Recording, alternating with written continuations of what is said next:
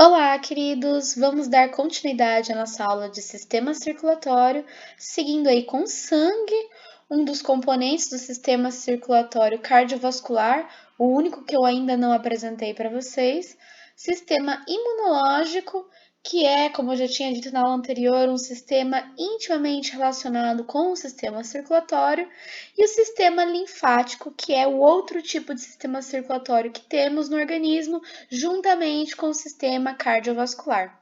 Portanto, se vocês não viram a aula anterior, eu recomendo que vocês voltem lá, assistam aquela aula primeiro, para que vocês consigam se contextualizar nessa aula que eu vou começar agora.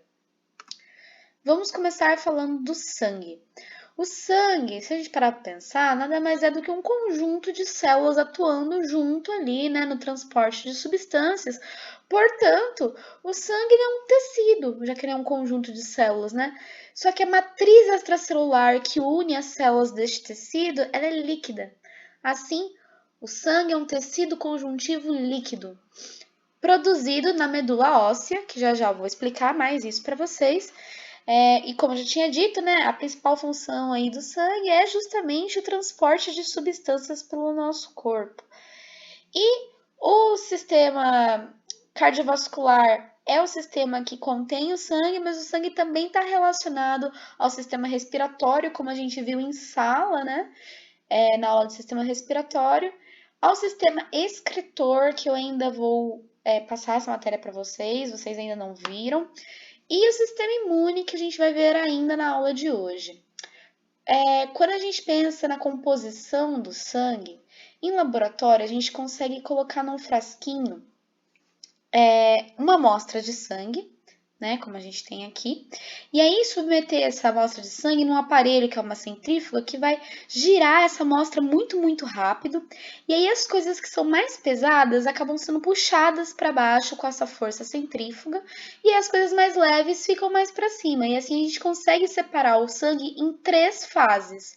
A maior delas, que corresponde a 55% do sangue, é o plasma, que seria justamente essa matriz extracelular líquida que eu comentei com vocês. O plasma é composto 92% de água, e nessa água vai estar diluída aí, ó, as substâncias que são transportadas no sangue, como por exemplo, os minerais, os hormônios, as proteínas, a glicose, dentre outras substâncias que estejam aí no sangue, né? Menos de 1% do sangue corresponde aos leucócitos, que são os glóbulos brancos, as células de defesa do nosso corpo, e às plaquetas. E 45% do sangue corresponde às hemácias, que seriam as células transportadoras de oxigênio do nosso sangue. Os leucócitos, as plaquetas e as hemácias formam, portanto, a parte sólida, a fase sólida do nosso sangue, que nós vamos chamar esses três componentes de elementos figurados do sangue. Os elementos figurados do sangue, eles são formados lá na medula óssea. Gente, cuidado aqui para não confundir medula óssea com medula nervosa, né? A medula óssea é sinônimo de medula vermelha e a medula nervosa ela é sinônimo de medula branca. A medula óssea, gente, medula significa meio. A medula óssea, então, nada mais é do que essa região que fica no meio dos ossos longos do nosso corpo, como, por exemplo, o fêmur, que é o maior osso que a gente tem no corpo, né? E a medula branca, a medula nervosa, nada mais é do que um conjunto de neurônios, de nervos, que passa aí dentro da nossa coluna e que vai acabar inervando, esse conjunto de nervos vai acabar inervando todo o nosso corpo. Isso aí a gente vai ver mais pra frente quando a gente for estudar sistema nervoso. Então, uma tem a ver com neurônio e outra tem a ver com formar as células do sangue. São coisas completamente diferentes. Uma é nervo e a outra tá no meio do osso, né? A medula óssea, ou medula vermelha, vermelha porque ela é vermelha, né? Fica no meio do osso. E aqui, então, no meio do osso, a gente vai encontrar um conjunto de células que são células-tronco. O que é uma célula-tronco? É uma célula indiferenciada que pode se diferenciar em outros tipos celulares, né? Mas essa célula-tronco que a gente encontra na medula, ela não é uma célula-tronco que pode se transformar em qualquer célula, né? Uma célula-tronco que pode se transformar em qualquer célula é o que a gente chama de uma célula-tronco totipotente, que são as células-troncos que a gente encontra lá nas primeiras fases embrionárias, com a mórula, por exemplo, né? Essa célula-tronco que a gente encontra na medula, ela é uma célula-tronco pluripotente. Por quê? Porque ela consegue se diferenciar em vários tipos celulares, são muitos, né? Em vários tipos celulares, porém não todos. Então, essa célula-tronco nunca vai dar origem a um neurônio, por exemplo, ou a uma célula da pele, ou qualquer outra célula. As células que a célula-tronco consegue dar origem da medula são os elementos figurados do sangue. Então, essa célula-tronco pluripotente e não totipotente, essa célula-tronco aqui, ela pode se multiplicar, fazer diversas mitoses e aí começar a se diferenciar ou em célula-tronco mieloide ou em célula-tronco linfóide. A célula-tronco mieloide dará origem aos eritrócitos, que são os glóbulos vermelhos do nosso sangue, as hemácias. Eritro significa vermelho. Cito, célula. Então, são as células vermelhas que a gente tem no nosso corpo, as nossas hemácias. Pode dar origem também às plaquetas, também conhecidas por trombócitos, ou ao basófilo, eosinófilo, neutrófilo e monócito, que nada mais são do que glóbulos brancos, que a gente vai aprender a função de cada um deles ainda nessa aula. Já a célula-tronco linfóide, ela pode dar origem aos linfócitos, como está no próprio nome, linfócito B e linfócito T, que são células aí também glóbulos brancos, que a gente vai acabar aprendendo mais para frente também nessa aula.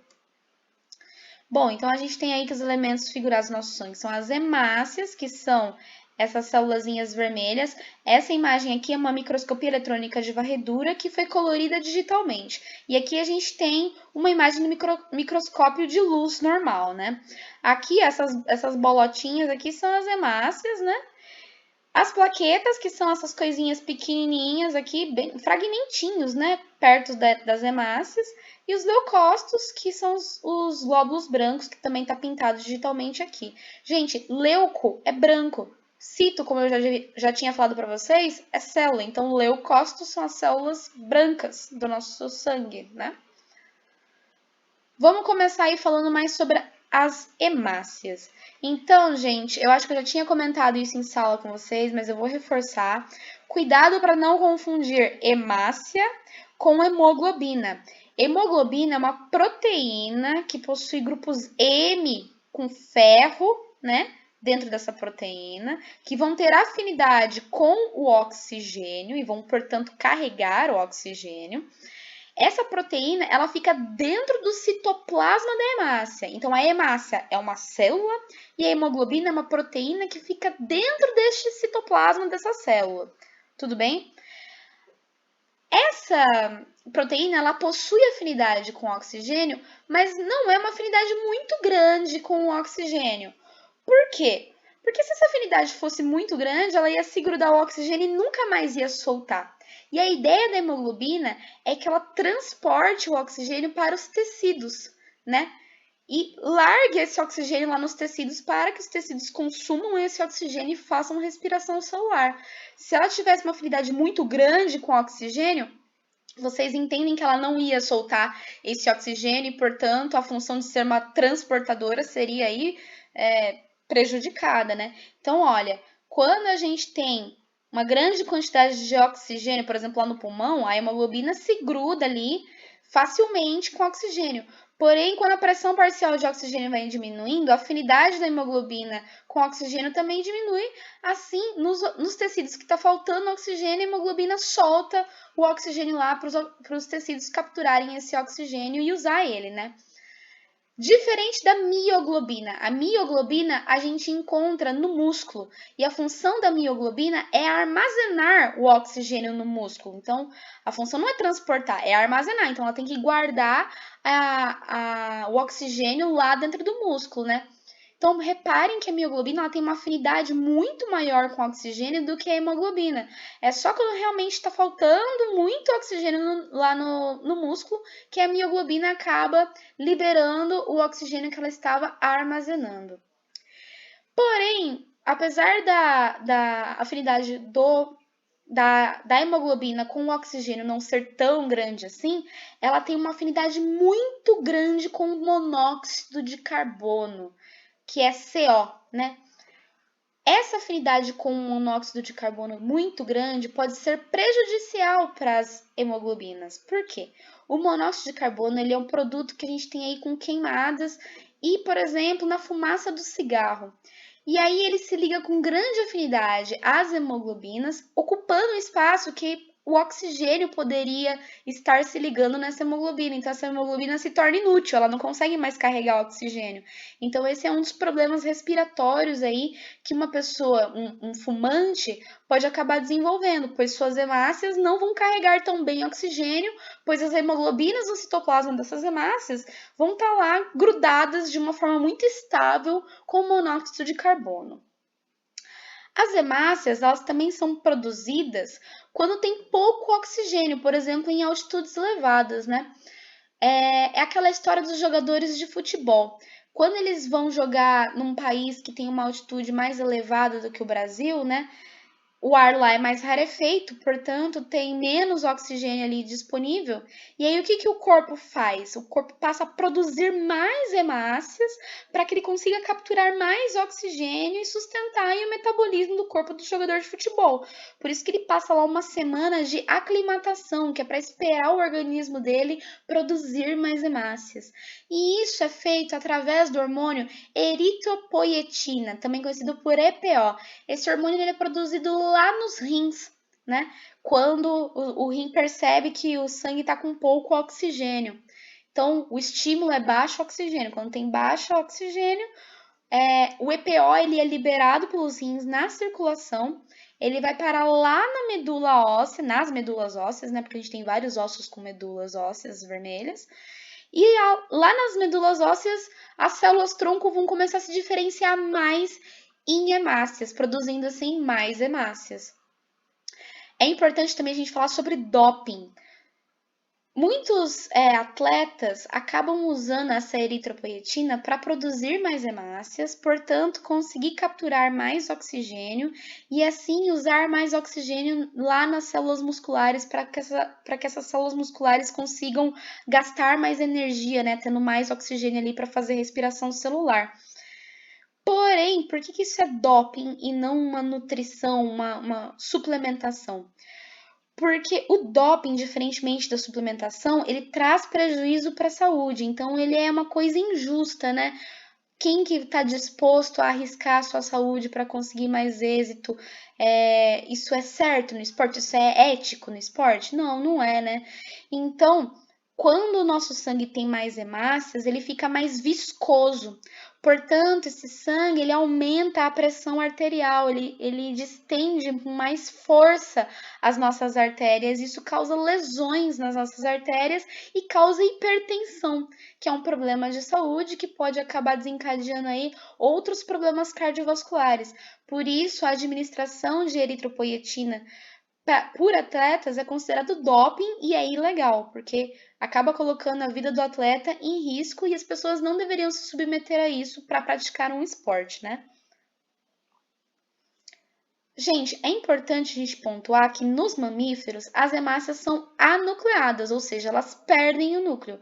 Então, ó, se a gente for olhar aqui as hemácias de peixe, essa parte roxinha dentro das hemácias dos peixes são os núcleos, né? Então a gente está vendo que essas hemácias possuem núcleo. A da ave também tem núcleo, né? Como a gente pode ver aqui. Só que as hemácias de um mamífero, ó, não tem núcleo, elas são ocas, são vazias. Isso foi uma adaptação evolutiva aí para que tivesse mais espaço ainda no citoplasma das hemácias de um mamífero, porque afinal não tem um núcleo ali, e coubesse ainda mais hemoglobina, ou seja, as nossas hemácias elas conseguem carregar mais oxigênio do que as hemácias de uma ave, né? Mas isso traz implicações para os mamíferos, que é o seguinte: se as nossas hemácias não têm núcleo, se elas não têm material genético, então elas não conseguem regular muito bem ali o metabolismo delas, e elas também não conseguem fazer divisão celular. Portanto, a vida de uma hemácia anucleada ela é muito mais curta, né? Já que ela não tem material genético ali regulando suas funções vitais. É uma vida muito mais curta e hemácia não se divide formando novas hemácias. A formação de novas hemácias só ocorre lá na célula-tronco pluripotente, na linhagem mieloide, lá na medula óssea vermelha, né, que a gente encontra dentro dos ossos aí e que vai formar todos os elementos figurados do sangue. Uma coisa que é importante a gente comentar sobre as hemácias é a anemia falciforme. Gente, o que rola na anemia falciforme? É um defeito, uma mutação que acontece no gene que codifica a hemoglobina, que codifica a hemoglobina, tá certo que eu falei? E aí essa hemoglobina ela fica cristalizada dentro do citoplasma da célula, repuxando a célula assim para um formato de foice, então fica uma célula rígida. Essa célula rígida, ela não consegue se apertar dentro dos capilares sanguíneos. Ó, tá vendo que aqui a gente tem uma hemácia que ela tá até meio espremidinha para passar pelo capilar sanguíneo? Porque o capilar sanguíneo é muito pequenininho. Então, essa hemácia ela não consegue chegar nos tecidos para poder oxigenar os tecidos. Sem falar que a hemoglobina formada aqui, que cristalizou, ela tem uma afinidade muito ruim com o oxigênio, então ela também não consegue carregar o oxigênio muito bem. Então, quem tem somente hemácias falciformes, que é a doença que nós chamamos de anemia falciforme, essa pessoa vai ter sérios problemas respiratórios aí, e porque, não sei se respiratórios, né, mas respiratórios, porque as hemácias não vão conseguir carregar oxigênio, e se essa pessoa não tiver nenhum tratamento, ela acaba morrendo. Porém, existem pessoas que têm tanto hemácias falciforme quanto hemácias normais, que são as pessoas que nós chamamos de portadoras de traços falciformes, de traços de anemia falciforme. E aí, gente, aqui a gente consegue falar sobre seleção natural na espécie humana, que é uma coisa raríssima hoje em dia. Bom, quem possui somente hemácias normais, que eu representei aqui por AA, vive normalmente, né? Porque as hemácias normais vão estar lá carregando o oxigênio tranquilamente. Quem possui hemácias normais e falciformes, que eu representei por S aqui, vai ser menos apto do que a pessoa que só tem hemácia normal, né? Porque afinal não vai conseguir carregar tão bem oxigênio pelo seu sangue quanto a pessoa que só tem hemácia normal. Quem só tem hemácia falciforme, caso não receba tratamento, morre, né? Então a gente tem uma pressão seletiva aqui de morte, selecionando a galera que sobrevive mais e se reproduz mais, a galera que tem somente hemácias normais. Porém, na África, por exemplo, que é um continente que não tem tanto acesso à saúde e a tratamentos, né? E lá a gente tem a malária endêmica. A malária é uma doença causada por um protozoário, o Plasmodium, né? Que infecta as hemácias e destrói as hemácias, né? Causando aí febres muito intensas e levando inclusive à morte da pessoa. Lá na África, que a gente tem a malária endêmica, e as pessoas não têm acesso ao tratamento da malária, o que acontece? O Plasmodium, que é o protozoário da malária, ele não consegue infectar muito bem as hemácias falciforme. Então, quem só tem hemácia falciforme morre de qualquer jeito, porque essa pessoa não consegue capturar o oxigênio muito bem, né? Mas quem tem hemácias normais acaba sendo suscetível à malária, morre mais fácil para malária. Agora, quem tem tanto hemácias normais quanto hemácias falciforme consegue carregar um pouco de oxigênio e também consegue ser mais resistente à malária. Então, aqui a gente está tendo a seleção do fenótipo intermediário, uma seleção estabilizadora. Isso aqui é um exemplo muito legal que vira e mexe cai nos vestibulares, mostrando aí pra gente uma seleção natural acontecendo lá na África, né? Selecionando, então, portanto, o fenótipo de pessoas que possuem traços falciformes. Agora vamos falar das plaquetas. As plaquetas, gente, elas são os agentes, os elementos figurados do sangue responsáveis pela coagulação do sangue, né? E as plaquetas, cuidado, gente, plaqueta não é célula, plaqueta é pedaço de célula. Então, aquela célula lá da linhagem mieloide, ela vai se diferenciar no megacardioblasto, que se diferencia no promegacariócito, que se tornam um megacariócito granular, se tornando finalmente um grande megacariócito. E aí esse megacariócito, olha, ele se fragmenta, tá vendo? Ó, aqui pedacinhos dele estão se fragmentando. E esses fragmentos do megacariócito é que são as plaquetas, tá? Que vão então estar agindo aí no processo de coagulação do sangue. A coagulação é uma reação que vai impedir hemorragias, né? Porque vira e mexe acontece alguma lesãozinha nos nossos vasos sanguíneos. Ou então quando a gente corta a nossa pele e rompe os vasos sanguíneos, está tendo um sangramento. A gente precisa estancar esse sangramento, precisa parar de vazar o sangue. E a coagulação é uma reação que vai tornar o sangue ali sólido na região da lesão, impedindo que haja mais aí o vazamento do sangue, a hemorragia, né, formando esses coágulos. Os coágulos nada mais são do que um aglomerado de plaqueta e hemácia. Então, as plaquetas se grudam junto com as hemácias numa rede de fibrina. Então, fibrina é tipo uma cola, uma rede que vai grudar as hemácias e as plaquetas, formando o coágulo, que vai aí fechar a lesão num vaso sanguíneo. Aqui é uma história um pouco mais complexa, como que rola essa coagulação. O que a gente sabe? Que lá no fígado, na presença de vitamina K, é formada a prototrombina. E essa prototrombina, na presença da enzima tromboplastina ou tromboquinase e cálcio, precisa de cálcio para essa enzima funcionar, a prototrombina é transformada em trombina.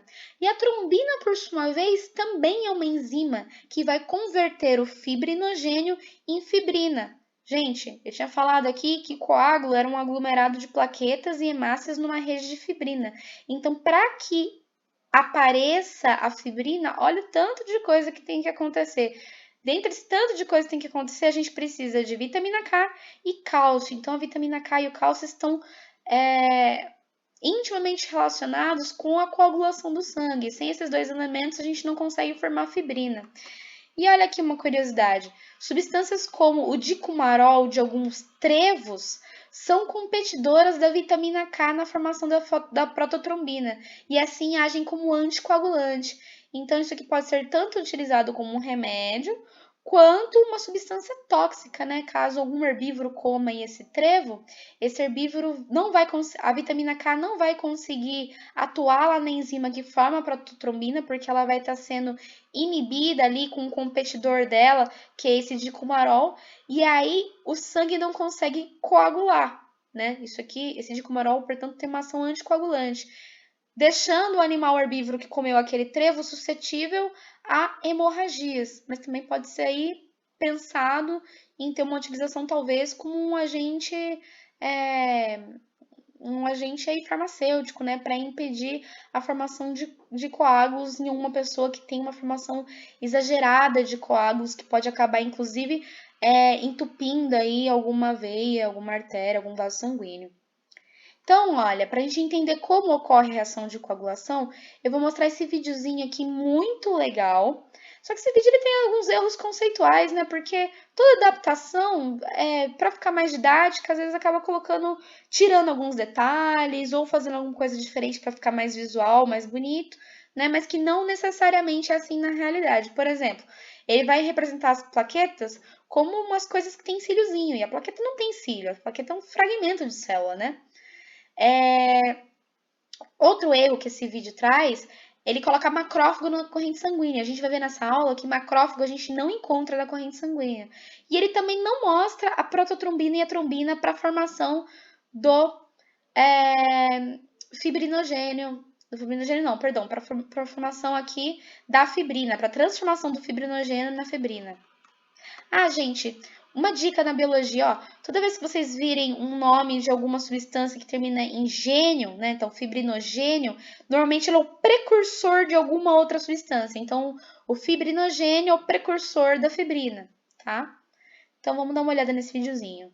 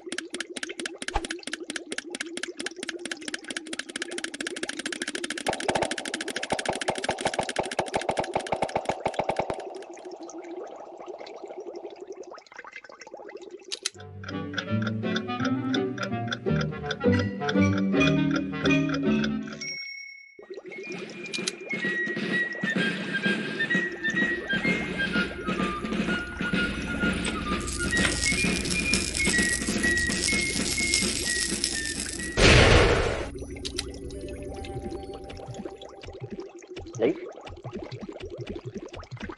lake, lake,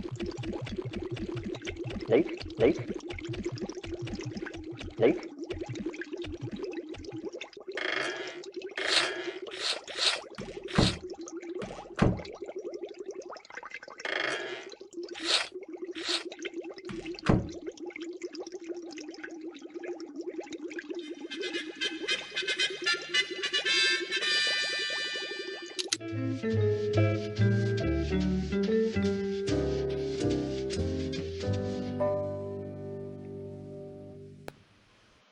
Bacaninha, né, esse vídeo.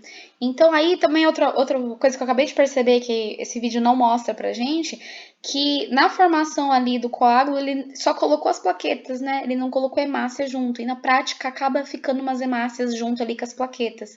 E aí vocês perceberam que tem a lesão vai atrair a agregação das plaquetas para aquele lugar, que vão se unir ali junto com o fibrinogênio e hemácias também. E aí vai vir uma série de fatores ali, que inclusive parte desses fatores são justamente a trombina lá, que eu expliquei para vocês no slide anterior, que vão transformar esse fibrinogênio na fibrina, formando a casquinha, né? Do machucado. E é por isso que a gente não deve remover a casquinha, porque na hora que terminou o processo de cicatrização por baixo daquela casquinha lá, o próprio corpo vai fazer com que a casquinha se descolhe, né? Vocês viram ali acontecendo no videozinho. E aí, as nossas células fagocitárias do sistema imune vão destruir os restos que ficou ali na corrente sanguínea, né? Dessa casquinha, e o que ficou para fora do corpo cai, né? Então, não arranquem a casquinha. Se a casquinha ainda não caiu, é porque ainda não terminou o processo de cicatrização. E aí você vai acabar levando à formação de uma nova lesão ali no machucado. Então, agora, gente, vamos entrar no último grupo de elementos figurados do sangue, que são os leucócitos, os glóbulos brancos. A gente pode dividir os glóbulos brancos em granulócitos e agranulócito. Então, citocélula, grânulo, a célula que possui grânulos. Então, olha, uma célula, um leucócito granulócito, ele é cheio de bolinha no citoplasma deles, estão vendo? A célula tá roxa aqui por causa de um corante. Na vida real, ela não é roxa, né? Um corante que foi colocado aqui para a gente conseguir enxergar essa célula e os glândulos dela. Então, olha só, gente, tá cheio de grânulos e bolinhas aqui nesse citoplasma. E agranulócitos, que são as células que não têm grânulo. Olha aqui, ó, aqui a gente tem o núcleo dessa célula e o citoplasma dela não tem grânulo, tá lisinho, né? Bom, essas células granulócitas, elas são todas da linhagem mieloide lá da medula, né? Então, relembrando aqui, ó, a gente tem a célula tronco, que pode dar origem à linhagem mieloide e à linhagem linfóide. Então, as granulócitas são todas da origem mieloide, tá? E o que são esses grânulos? São substâncias que estão no citoplasma dessa célula, né? O que são essas substâncias? Enzimas lisossomais, que são enzimas que fazem a digestão aí a quebra de moléculas, né? Que pode acabar encontrando aí moléculas estranhas normalmente. Substâncias tóxicas para destruir alguma coisa aí que essa célula encontre de estranho no organismo. Histamina, que é uma substância vasodilatadora e bronquioconstritora. O que isso significa? Que ela vai fazer os vasos dilatarem, aumentar o calibre, portanto, aumentando o fluxo sanguíneo aonde tiver histamina.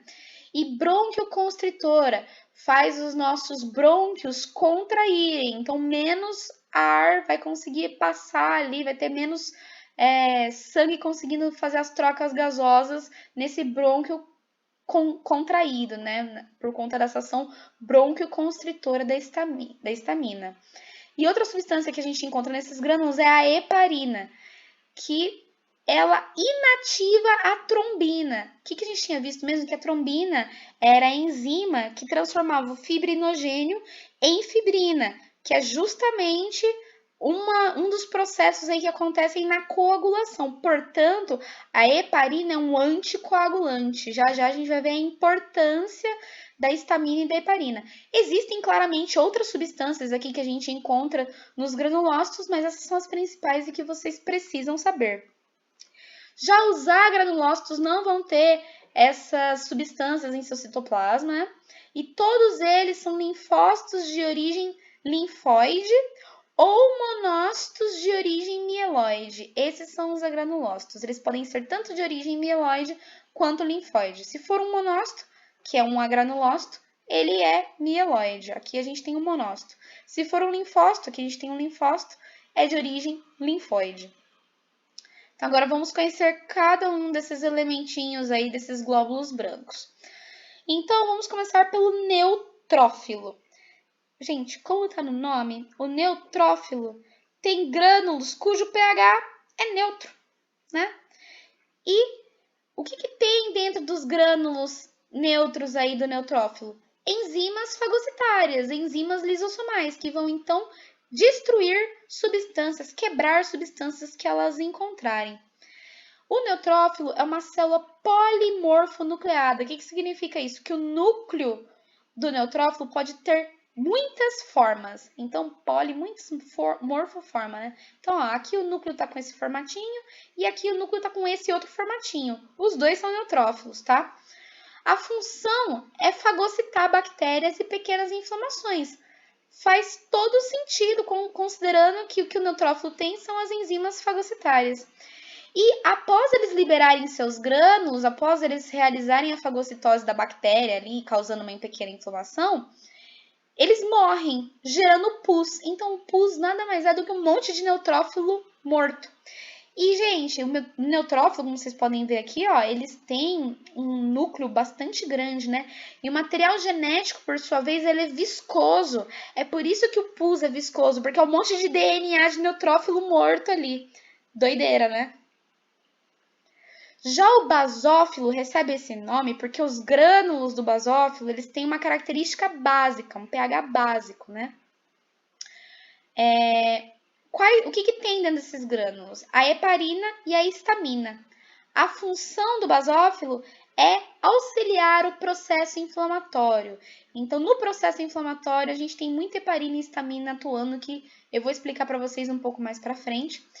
E ele está relacionado às alergias. Então, quando a gente tem um processo alérgico, a gente tem vários basófilos atuando aí no nosso corpo, causando os sintomas de processo inflamatório, que seriam aí a vasodilatação, a bronquioconstrição e a anticoagulação.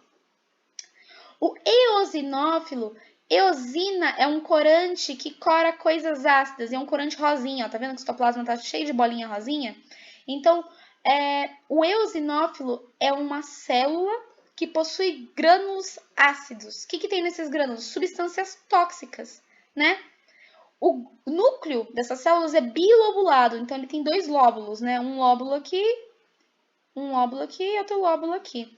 E a função do eosinófilo é combater metazoários, eumintos, vermes, né? Então, em verminoses, a gente vai ter muito eosinófilo atuando, porque daí ele vai jogar essas substâncias tóxicas no animal que está parasitando lá o nosso organismo, ou seja, parasitas grandes, que não dá para você fagocitar esses parasitas. Você tem que jogar substâncias tóxicas nele para ele morrer. E o eosinófilo, ele também está bastante relacionado às reações alérgicas, né? Agora, falando do nosso primeiro agranulócito, a gente tem o monócito. O monócito, ele tem a cromatina bem descondensada, tão descondensada que a gente consegue ver até uns espaços brancos aqui no meio dessa cromatina.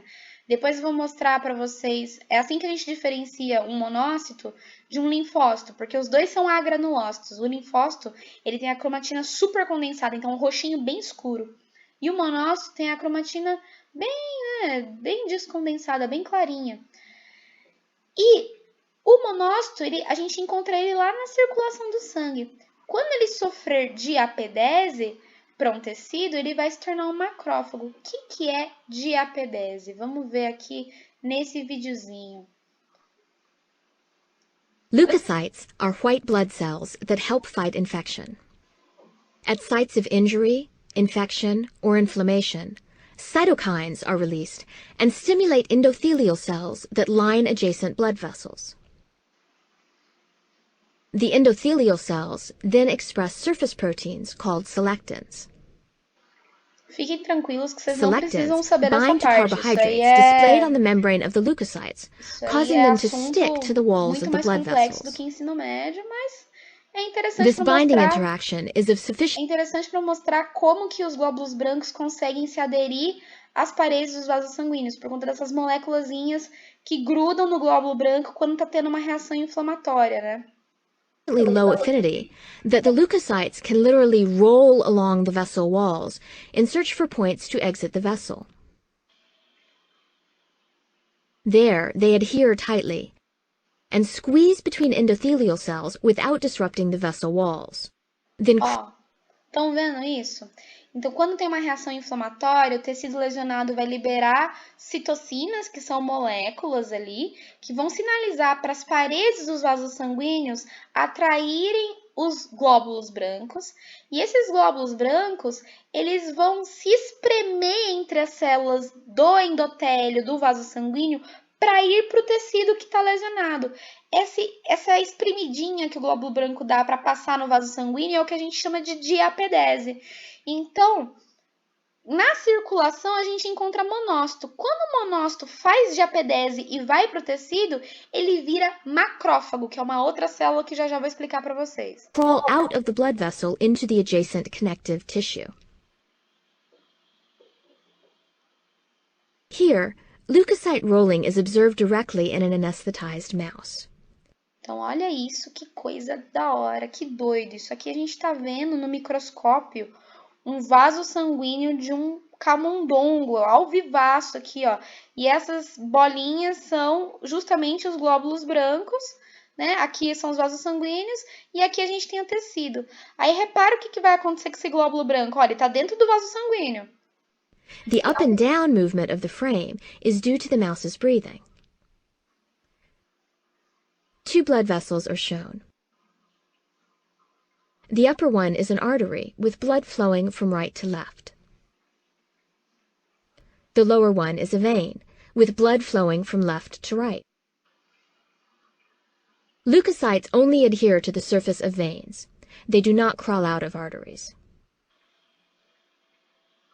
Some leukocytes are firmly attached and are in the process of crawling through the vessel walls, whereas others have already left the vessel and are seen in the surrounding connective tissue.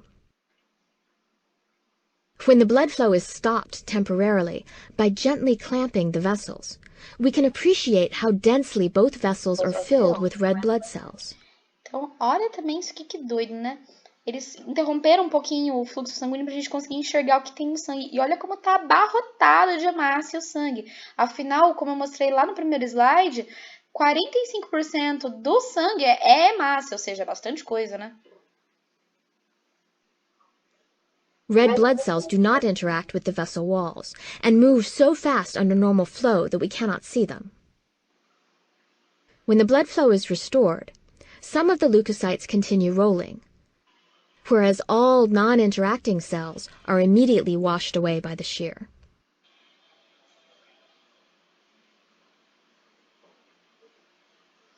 Muito legal, né, gente? Então, não sei se vocês conseguiram entender, a diapedese é quando um glóbulo branco se espreme ali entre as células de um vaso sanguíneo para conseguir ir para o tecido e chegar na lesão, onde tem, por exemplo, uma bactéria ou algum agente estranho aí que esteja causando uma inflamação. E o macrófago, gente? O macrófago, ele é a principal célula fagocitária de defesa do organismo, pelo menos que a gente vê aqui no ensino médio, né?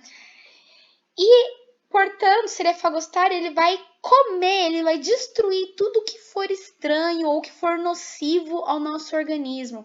Aqui a gente tem uma microscopia eletrônica de varredura digitalmente colorida, mostrando um macrófago aqui, fazendo fagocitose de células tumorais. Olha só que legal essa imagem, né?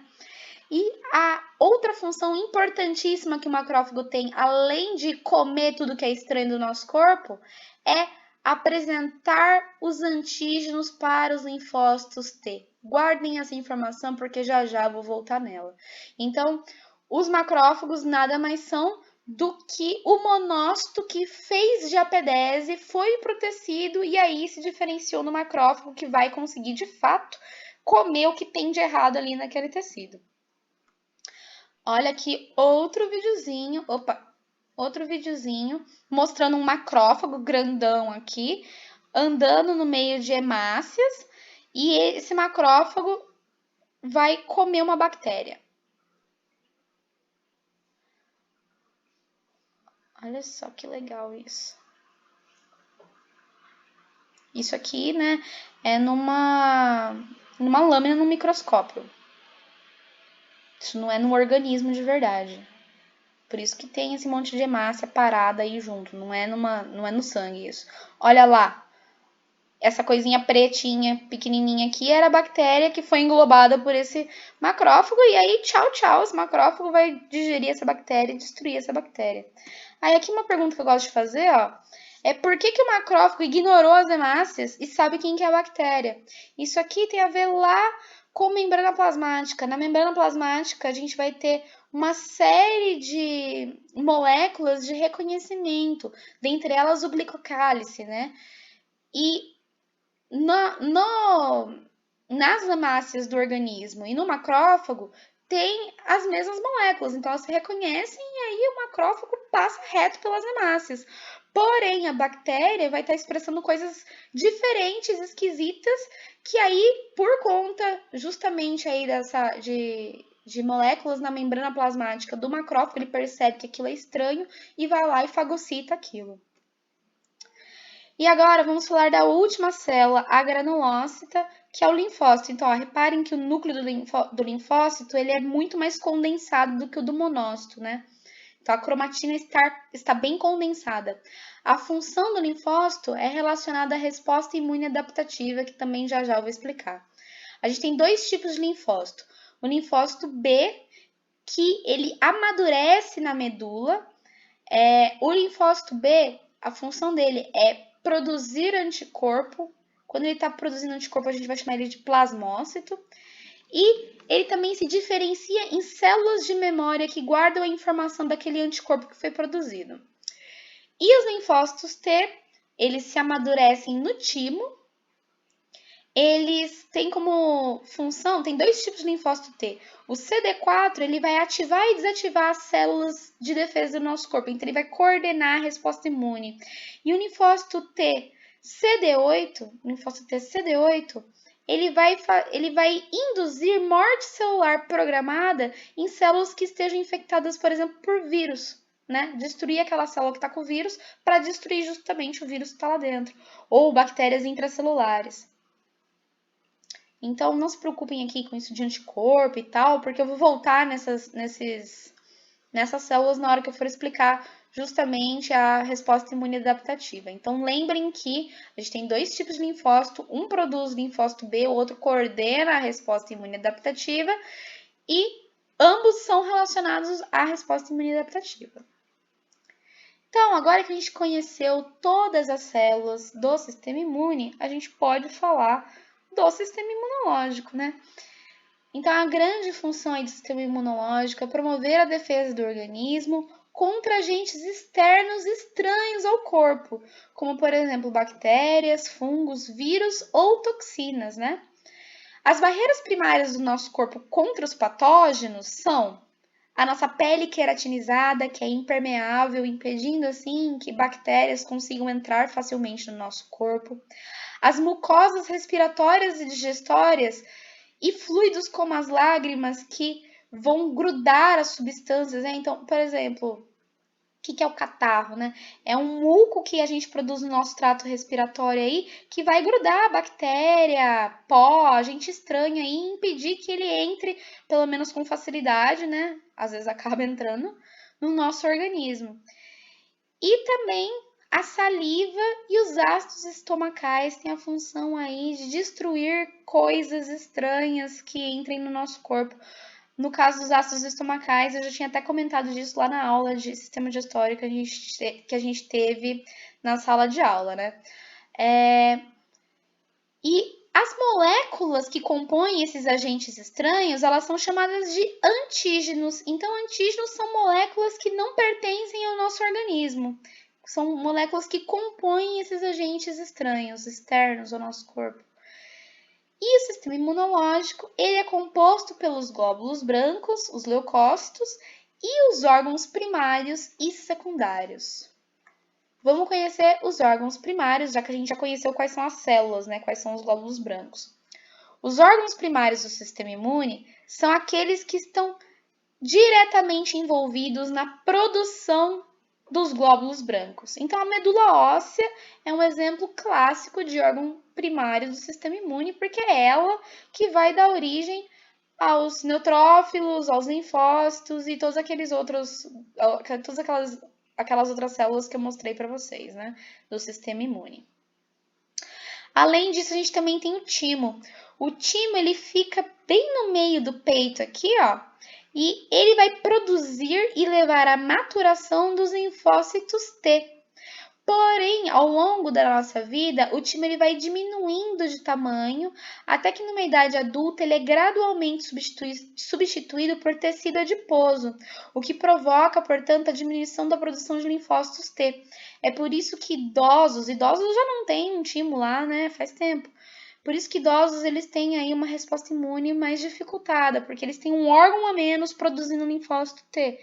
A medula óssea ela também consegue produzir linfócitos T, mas o timo ele é complementar aí nessa produção de linfócitos T e ele é muito importante principalmente nas crianças que ainda estão entrando em contato com antígenos, elas ainda não possuem muitos anticorpos, né? Os órgãos secundários do sistema imune são órgãos que vão estar ali associados ao sistema imune, mas que eles não produzem os glóbulos brancos, tá? Quais são os órgãos secundários do sistema imune? Os linfonodos e as tonsilas. Então, ó, a tonsila é o que a gente chama popularmente de amígdala, né? Que quando a gente tem uma dor de garganta, isso aqui inflama, né? Fica doendo, fica grande, né? Tem gente que vai lá e arranca a amígdala. O nome disso não é amígdala, é tonsila, tá? E aqui, ó, por exemplo, em torno do peito, nas axilas, na virilha, a gente tem vários nódulozinhos que são os linfonodos. Esses linfonodos e as tonsilas, elas nada mais são do que um centro onde está concentrado um monte de linfócito. Então, é como se fosse um quartel-general do sistema imune. Se passar alguma coisa estranha por lá, ela vai esbarrar nesses linfócitos e vai desencadear aí uma resposta imune, né? Então, é onde está concentrados os linfócitos e as células de memória do nosso corpo. O baço, eles têm a mesma função do linfonodo, porém, ao invés deles filtrarem a linfa, eu esqueci de falar disso. O que passa nos linfonodos é a linfa, não é o sangue. Então, se tiver alguma coisa estranha na linfa, vai acabar parando aqui nesses linfonodos e vai ser identificado lá nos linfócitos. O baço ele tem a mesma função do linfonodo, porém, ao invés de estar filtrando a linfa e verificando se tem coisa estranha na linfa, está verificando o sangue, tá?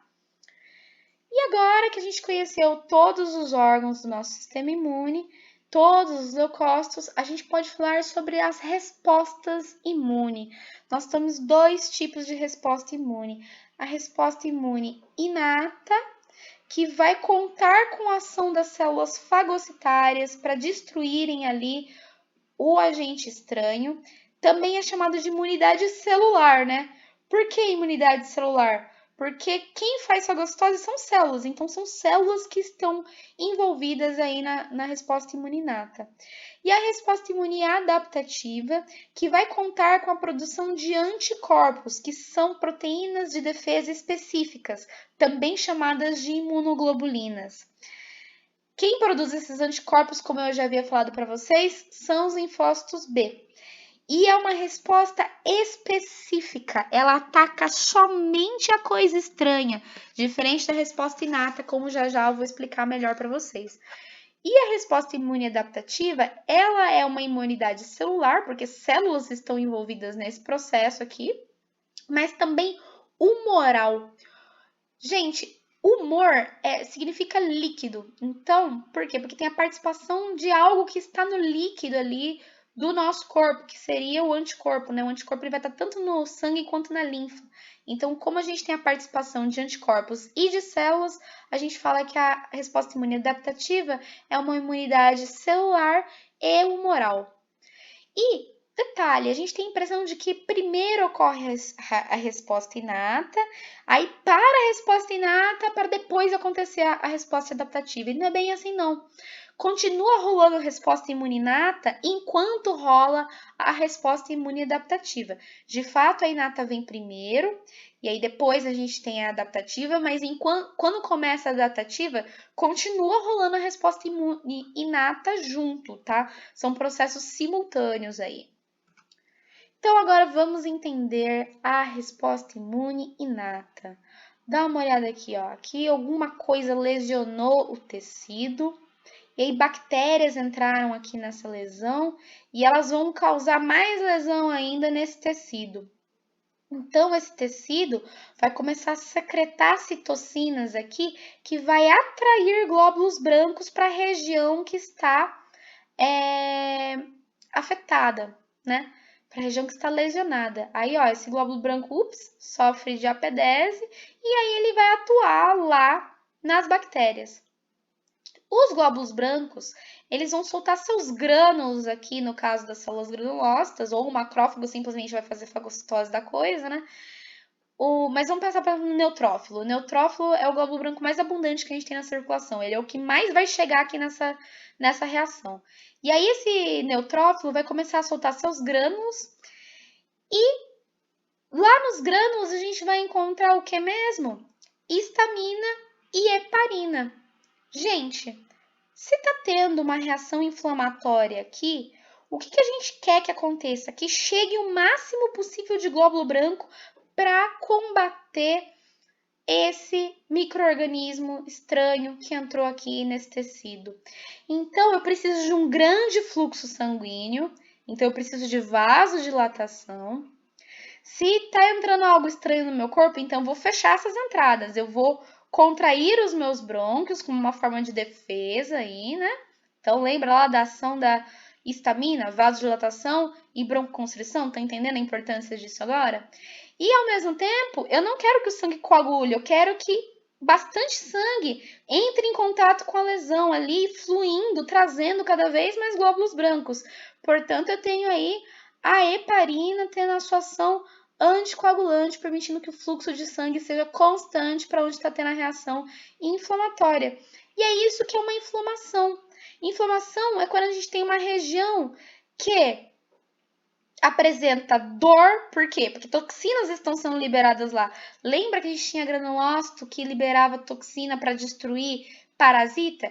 Essas toxinas não vão só no parasita, ela vai cair também no nosso próprio tecido, causando dor, rubor, que é vermelhidão. Por que vermelhidão? Porque tem vasodilatação naquela região, né? Tem muito sangue chegando ali, então fica vermelho. Calor, né? Porque se tem muito sangue, se tem muita vasodilatação, a gente está perdendo mais calor ali naquela região. E turgor, inchaço, justamente porque tem um acúmulo de líquidos ali para que os glóbulos brancos cheguem lá. E aí, os glóbulos brancos chegam, sofrem de apedese e destroem o patógeno, podendo levar a essa inflamação. Se tiver pouco patógeno lá, pouca lesão, não vai ter heparina e histamina suficiente para desencadear todos esses sintomas e fazer o quadro inflamatório.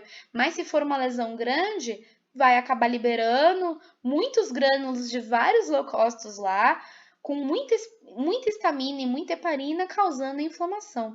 Quando a inflamação é intensa demais, isso vai causar tanta lesão no tecido que pode até ter perda de função daquele tecido ali, né? Tipo, lesionar seriamente o tecido. Então, uma inflamação muito intensa não é legal, não. E a resposta imune adaptativa? Gente, a resposta imune adaptativa acontece após a resposta imune inata. Então, quando rola lá a resposta imune inata, o macrófago vai fagocitar um agente estranho e vai apresentar uma molécula desse agente estranho para um linfócito T. Essa molécula desse agente estranho é o que a gente chama de antígeno. Então, vai rolar a apresentação de antígeno pela célula fagocitária, que no caso aqui que eu estou falando para vocês é um macrófago. O que é a apresentação de antígeno? Dá uma olhada aqui. Então, aqui a gente tem uma célula fagocitária que foi lá e englobou uma molécula estranha, um antígeno. E aí ela vai pegar um pedacinho, que a gente chama aqui de epítopo, desse antígeno e colocar esse pedacinho desse antígeno na sua membrana plasmática, apresentar ele na sua membrana plasmática. E aí, essa célula com esse antígeno vai mostrar esse antígeno para uma célula T e assim ativar essa célula T para que ocorra outras coisas que eu ainda não expliquei para vocês. Então, isso que é a apresentação de antígeno. Um macrófago que fagocitou algo estranho, por exemplo, uma proteína de uma bactéria, ele vai lá, pega um pedacinho dessa proteína e mostra para o linfócito e fala: olha, é isso aqui de estranho que apareceu no organismo agora e é isso aqui que a gente tem que combater. Aí, a célula T, uma vez ativada pela célula apresentadora de antígeno, ela vai sinalizar para o linfócito B produzir um anticorpo. Gente, o anticorpo, pulei uns slides aqui para adiantar a matéria, o anticorpo é uma proteína, né, que tem um formato de Y aqui, ó, formato de Y.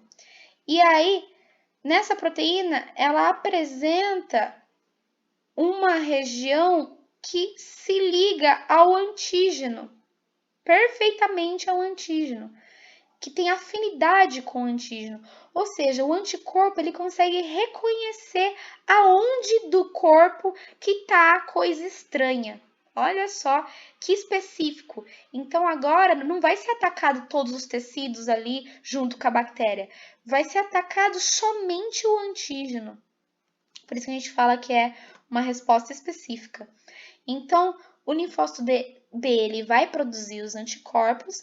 Esses anticorpos vão auxiliar a ligação do antígeno com as células de defesa fagocitárias e assim a gente vai ter a destruição do antígeno pelos macrófagos e armazenamento desses anticorpos por células de memória, para que, de uma próxima vez que esse antígeno entra no organismo, a gente já tenha lá o anticorpo prontinho para ser liberado e combater aquele antígeno. Então, olha só a importância do linfócito T na resposta imune adaptativa. O linfócito T é quem vai justamente ativar o linfócito B para que o linfócito B... Perdão, tá aqui, ó. Eu confundi. Então, aqui está rolando a apresentação de antígeno. É o linfócito T que recebe o antígeno, que rola a apresentação de antígeno aqui pela célula fagocitária. Aí, esse linfócito T ativado, né, que ele reconheceu o antígeno aqui, não é que ele recebe o antígeno, né, ele reconheceu o antígeno. O linfócito T que reconheceu o antígeno, ele foi ativado, ele vai lá e ele vai ativar, vai recrutar mais macrófagos para eles irem combater, vai recrutar mais células inflamatórias para aumentar a resposta imune e ele vai gerar a proliferação de mais linfócitos T para que mais linfócitos T continuem fazendo essa reação aqui e ativar vários linfócitos B para que esse linfócito B produza anticorpo. Ou seja, gente, sem linfócito T a gente não tem resposta imune adaptativa. Por isso que a AIDS é uma doença que a pessoa que tem o HIV, ela não vai morrer de AIDS, ela vai morrer de uma gripe, uma doença qualquer, oportunista. Por quê? O HIV é um vírus que infecta os linfócitos T e destrói os linfócitos T. Portanto, o organismo de uma pessoa que tem HIV e não faz um tratamento é um organismo que não consegue ter resposta imune adaptativa. Ele é imunodeficiente, certo? E aí esse organismo não consegue se defender, por exemplo, de uma gripe comum ou de qualquer outra coisa que o nosso corpo se defenderia super tranquilamente. Né? Por isso que a pessoa que tem AIDS, ela pode acabar morrendo aí de doenças oportunistas. Então, percebam a importância do linfócito T CD4, que é esse que faz o reconhecimento do antígeno, ativa outros linfócitos T, ativa os linfócitos B, mandando eles produzirem anticorpo, e vai gerar uma ampliação da reação inflamatória e recrutar ainda mais macrófagos para combater, seja lá o que está de errado aqui, uma bactéria, sei lá. Então, gente, a função dos anticorpos é ajudar a reconhecer onde tem antígeno, fazer com que a resposta imune seja específica no antígeno e não aleatoriamente nos tecidos do nosso corpo, ali onde está rolando uma lesão, né? O que os anticorpos fazem? Eles podem incapacitar os patógenos ao aglutinar os antígenos. Então, olha aqui, ó. Aqui a gente tem um patógeno, né? Por exemplo, uma bactéria, e aqui a gente tem um antígeno, que é essa bolinha amarela nessa bactéria. O anticorpo, ele consegue se ligar especificamente no antígeno. E aí, ó, vários anticorpos vão se ligando em vários antígenos desses patógenos, grudando os patógenos um do outro, não permitindo que eles consigam circular livremente pelo nosso corpo e facilitando a identificação dele pelas células fagocitárias. Os anticorpos, eles também chamam a atenção das células fagocitárias. Então, aonde gruda um anticorpo, a célula fagocitária consegue visualizar aquilo melhor e ir direto aonde está o patógeno, né? Então, o anticorpo, ele pode tanto aglutinar os antígenos, né? Aglutinar é fazer uma bolinha ali de antígeno, né? Uma condensação de antígeno. Incapacitando esses antígenos, eles não conseguem mais se mover livremente no corpo, como também chamar a atenção do sistema imune para onde tem antígeno. E aqui, ó, vamos dar uma olhada na resposta imune humoral, a resposta que contém aí anticorpos, né? Então, quando o antígeno X é inserido num organismo, percebam que demora um tempinho e aí é produzido o anticorpo contra o antígeno X, que a gente chama de anti-X, e aí há a formação de células de memória que vão guardar como se faz um anti-X. Porém, quando o anti-X quando o antígeno X é inserido novamente no organismo, reparem que a resposta anti-X secundária é mega rápida e muito mais intensa, né? Por quê? Porque não tem que passar por toda essa história de apresentação de antígeno, ativação de linfócito T, ativação de linfócito B, tudo de novo. Já produziu o anticorpo, já sabe como produz o anticorpo contra aquele antígeno. Então já secreta ele logo de cara numa resposta bastante intensa e já combate esse antígeno X. Só que aqui junto com esse antígeno X, reparem que foi colocado um outro antígeno, o antígeno Y. E esse antígeno Y nunca apareceu antes aqui nesse organismo, portanto, vai ter que ter uma resposta primária para produzir o anticorpo Y aí para o antígeno Y, né? Por isso é específico, né? O anticorpo X só funciona para o antígeno X. Para o antígeno Y tem que se fazer um outro anticorpo, o anti-Y. E aí, no fim dessa história, a gente vai ter células de memória também anti-Y e continua tendo as células de memória anti-X. Assim, a gente consegue falar das imunizações, né? Existem dois tipos de imunização, a imunização ativa e a imunização passiva.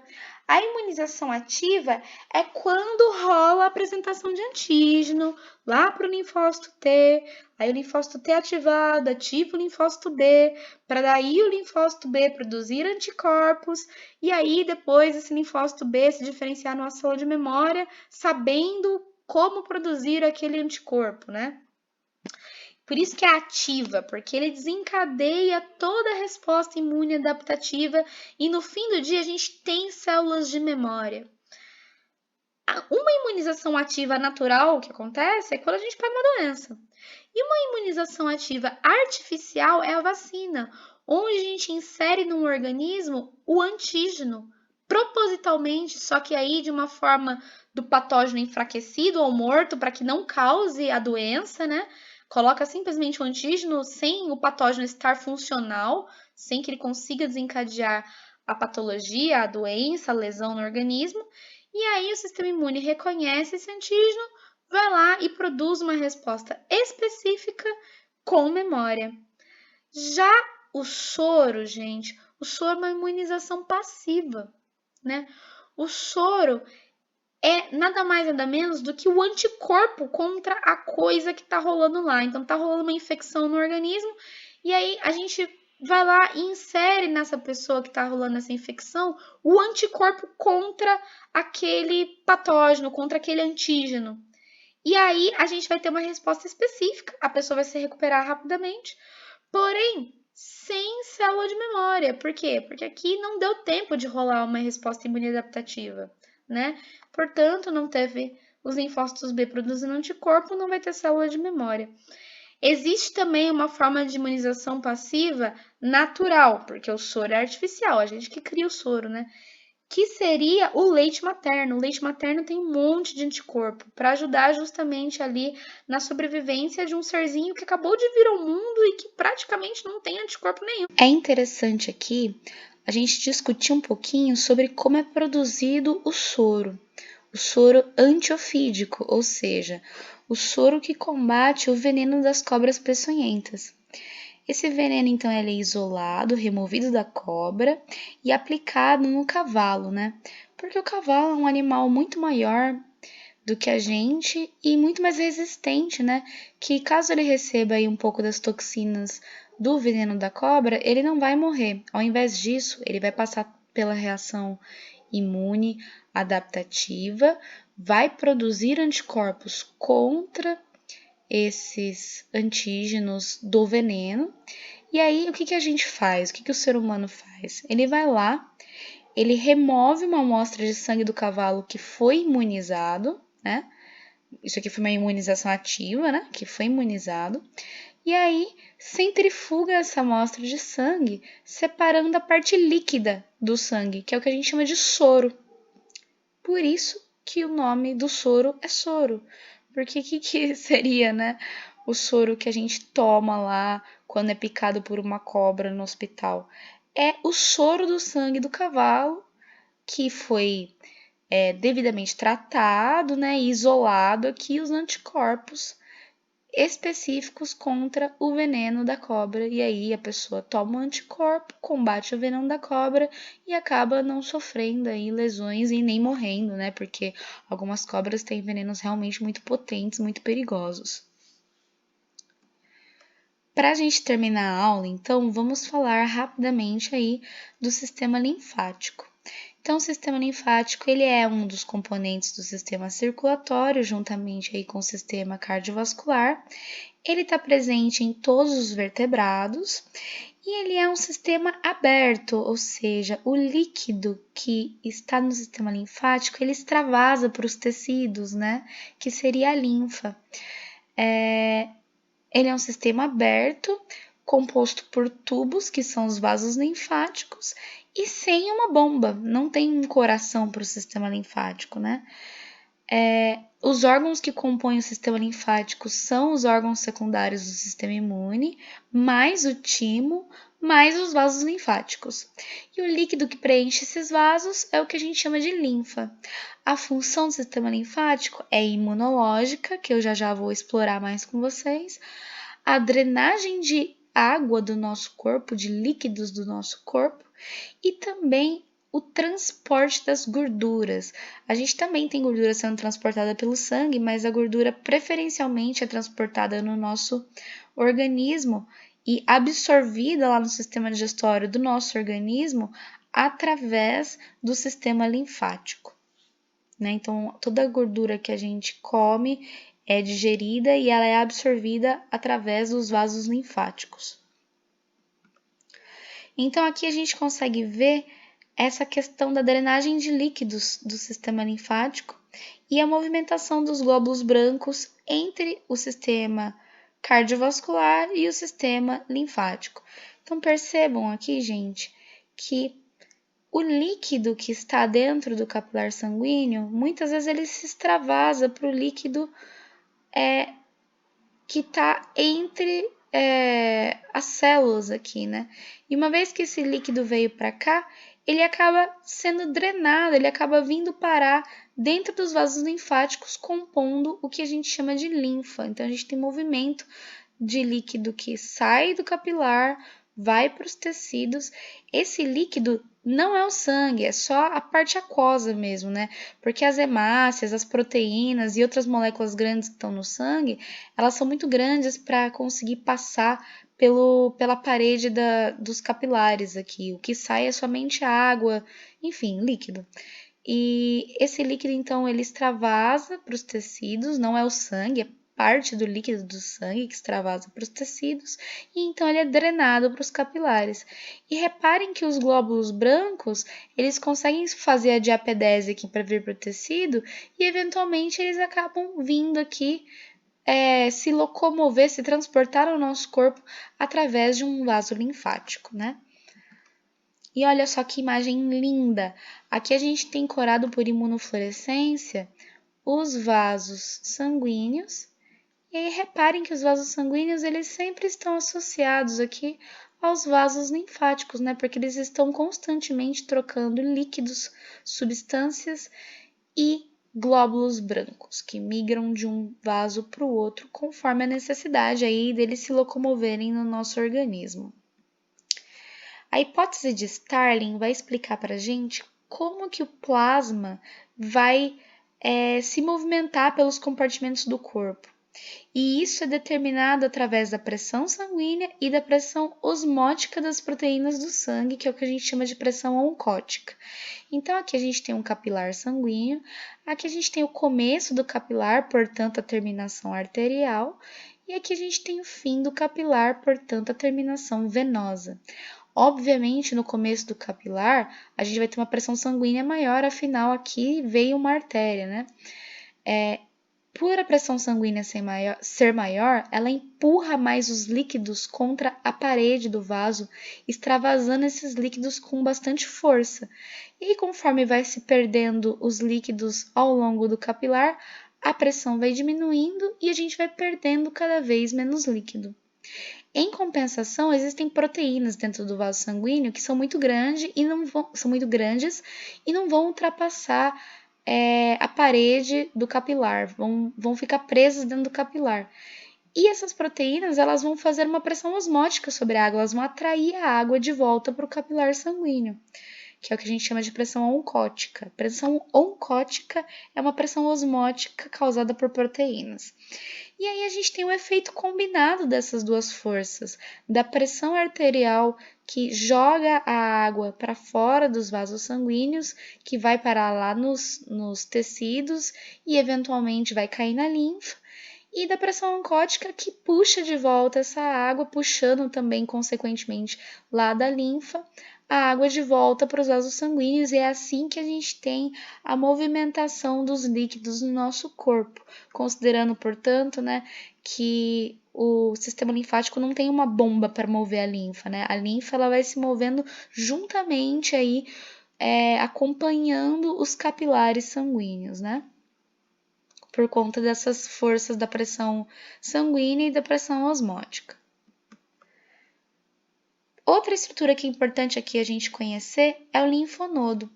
O linfonodo, ele é um arranjo de vasos sanguíneos, de vasos linfáticos e de conjuntos de células que são vários linfócitos aqui. Então, o linfonodo é um lugar propício para o sangue e para a linfa levarem coisas que estão lá para serem encontradas pelos linfócitos. Por isso que a gente fala que eles filtram o sangue e que o linfonodo ele filtra o sangue e a linfa, né? Porque ele vai propiciar o encontro do sangue e da linfa com as populações de linfócitos que vivem lá. Assim, ó, a gente consegue entender como que os linfócitos circulam pelo sistema imune, né? Então, lá na medula óssea surgem os linfócitos B e os linfócitos T. Os linfócitos B, eles vão vão cair imaturos, né? Porque eles precisam passar por um processo de maturação para que eles possam futuramente ser ativados. Esses linfócitos B imaturos, eles vão cair na corrente sanguínea e vão parar ou lá no baço, ou lá nos linfonodos, ou nas mucosas da pele, onde vai passar pelo seu processo de maturação. Já os linfócitos T vão para o timo, lá no timo eles vão passar pelo processo de maturação, e uma vez que eles estejam maduros, eles vão lá para as mucosas da pele, ou eles vão para o baço ou para os linfonodos. E aí pode ser que tanto os linfócitos B maduros quanto os linfócitos T maduros caiam novamente na circulação e fiquem aí patrulhando o corpo e eventualmente eles voltam para esses órgãos aqui, que no fim acabam sendo, né, o quartel-general do corpo, como eu havia comentado anteriormente, já que é um lugar que a gente tem uma concentração muito grande de linfócitos, aumentando a chance deles encontrarem aí antígenos ou células apresentadoras de antígenos. E aqui a gente tem um resuminho da resposta imune, né? Um resumão, na verdade, né? Uma imagem bem complexa aqui, vamos analisá-la com calma. Então, aqui a gente tem um patógeno invadindo um organismo. Esse patógeno vai acabar passando por uma resposta imune inata e sendo fagocitado por exemplo, um macrófago. Esse macrófago, ele vai pegar um pedacinho desse patógeno, que é um antígeno, vai expor em sua membrana e vai apresentar esse antígeno para um linfócito T. Ele pode tanto cair aqui na linfa e parar lá num linfonodo, ou pegar o caminho aqui de um vaso sanguíneo e parar, por exemplo, no baço. Tanto no linfonodo quanto no baço, essa célula apresentadora de antígeno vai conseguir encontrar um linfócito T, ativar esse linfócito T. Uma vez que esse linfócito T esteja ativado, ele vai ativar linfócitos B, e aí esses linfócitos T e B ativados vão acabar gerando aí uma produção de anticorpos que vai cair aí na circulação sanguínea, atingindo o tecido aí que está lesionado e fazendo aí a resposta imune adaptativa, né? O anticorpo vai se ligar especificamente aqui aos antígenos, permitindo então uma melhor efetividade da resposta imune. Então, gente, essa foi a aula de hoje. Espero que vocês tenham gostado. Qualquer dúvida, estou sempre à disposição. Beijinhos e até mais!